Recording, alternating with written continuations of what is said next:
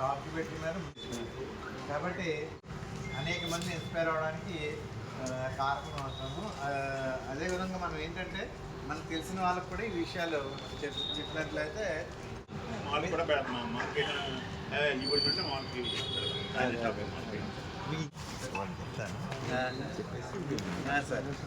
అంటే చాలా నెల 360 దాటి ఒకవేళ 400 యూనిట్లు జనరేట్ చేశారనుకోండి, వాడిన 40 యూనిట్లు ఆ రోజు ఉన్న కరెంటు స్లాబ్ రేట్ ఏదైతే ఉందో ఆ రేటు కరెంటు బిల్లు మాత్రమే కడతారు.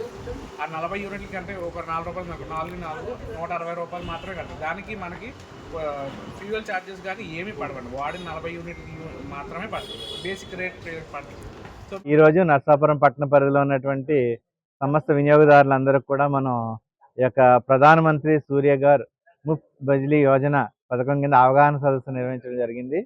ఈ యొక్క సదస్సుకి బిజినెస్ మ్యాన్లు, అలాగే సాధారణ వినియోగదారులు, రూఫ్ టాప్ ఉన్న ప్రతి ఒక్క వినియోగదారులు అటెండ్ అవ్వడం జరిగింది.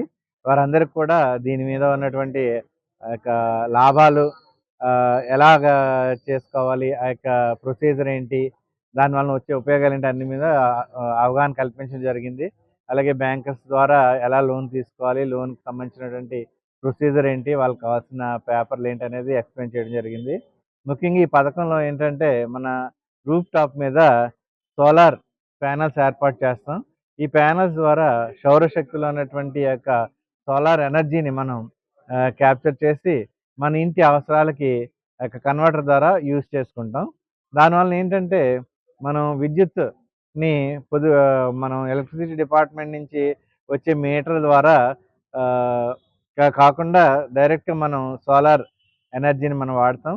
దీనివల్ల ఏంటంటే ఎలక్ట్రికల్ టారిఫ్ మొత్తం అంటే 350 360 యూనిట్లు వచ్చే వినియోగం కూడా ఆ యొక్క